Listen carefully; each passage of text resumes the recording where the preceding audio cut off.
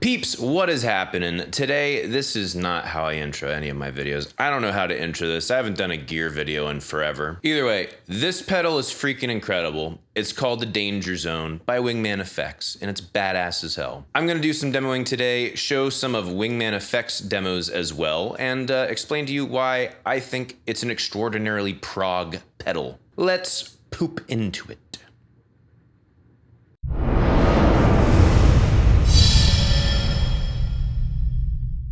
So obviously, just aesthetically, this thing looks a lot like Top Gun, or specifically the NES version of Top Gun, which, because of me growing up watching some Angry Video Game Nerd videos, hits home quite a bit. That game was incredibly freaking hard, had some cool graphics for the time, and this is very much represented right here on the face of it. This is a combination of a tremolo and a phaser pedal into one, and they work in a freaking weird way that I don't 100% understand. These knobs up here control the rate. These knobs here control the depth.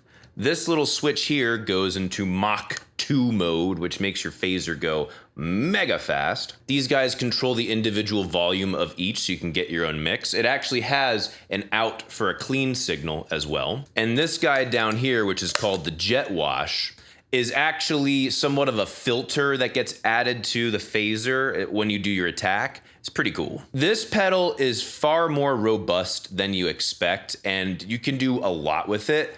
I will say it does a lot as far as adding color, and I guess the cleaner you get it, the more you roll everything back, the less you're just like, I don't know why I'd want this. But genre-wise, I would consider it pretty frickin' versatile.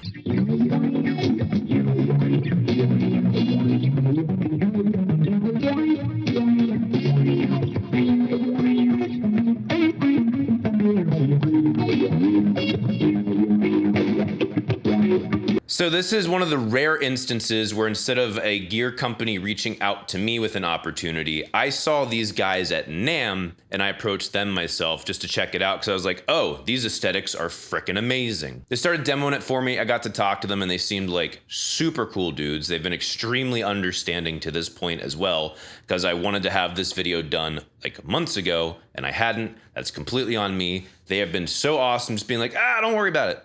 Don't worry about it when you get to it. Like, guys, you were so nice. Thank you. I am a prog guy. I make prog rock and prog metal. And one of the things that I want to keep doing is trying to explore and change and see what else I can incorporate.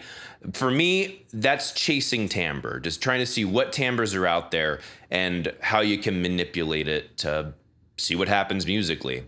That's why I was super interested in this pedal, because this did something that I didn't hear anything else doing. This pedal is definitely very weird, but it's also scalable, so you can dial back the weirdness a lot. So you can get from like kind of different, a little funky, a little warbly, the whole way up to, holy crap, this sounds straight up like an NES game.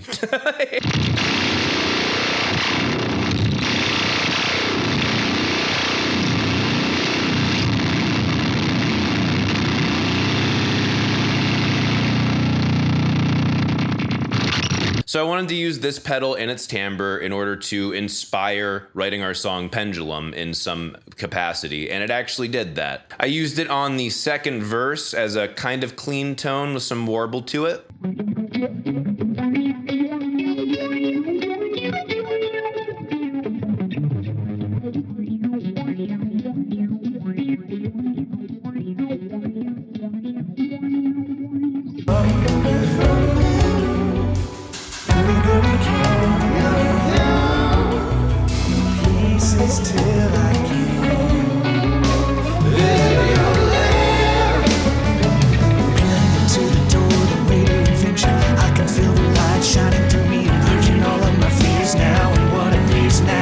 I used it in the first pre-chorus, kind of layered back a little bit on an upper register guitar tone.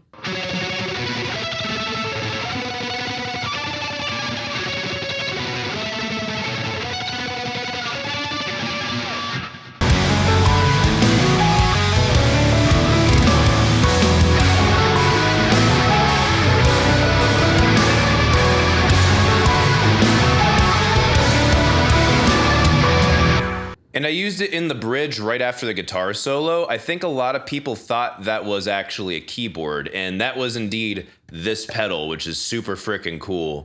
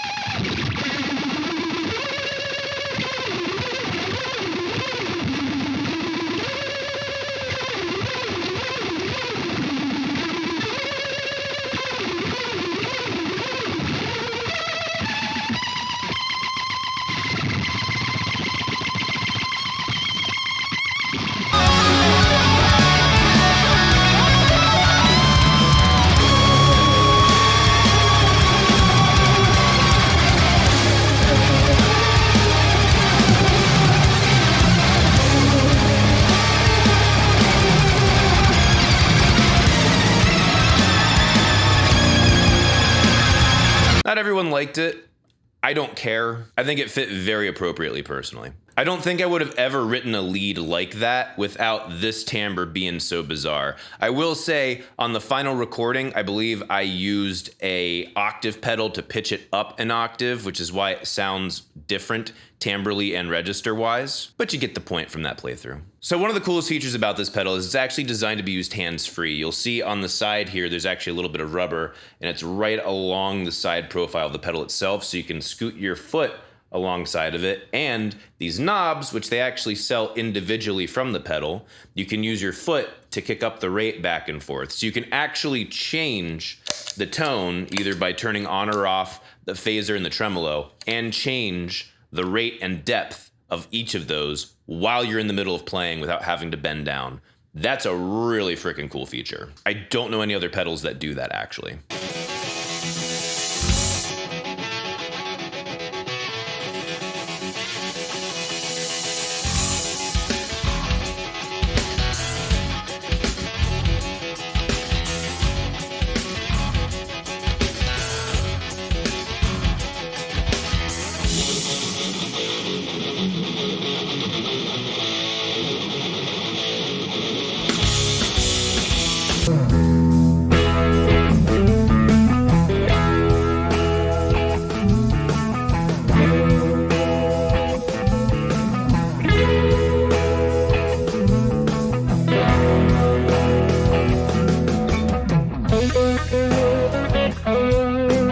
One of the things that is so incredibly fun about the pedal is just trying to figure out and dial in tones on the fly and experiment to see what they do.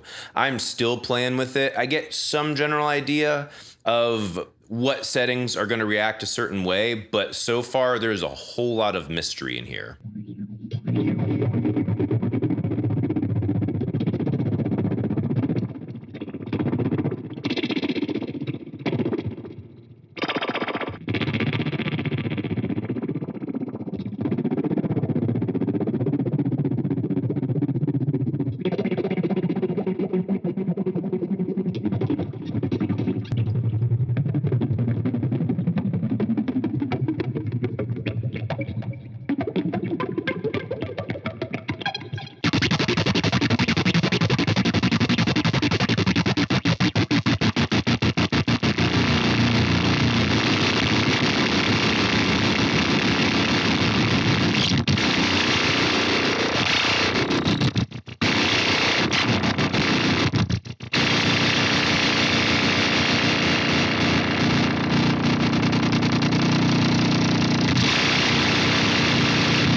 Sometimes it just comes across as just like a brick wall because you have the rate so high it's almost generating its own tone from its own frequency that it's generating through the phaser. Other times it can soften and add a little bit of color, sometimes some warmth, depending upon what tones you run through it. I got the tip from the dudes actually to run a fuzz pedal through the front of it, and it does some pretty wacky shit.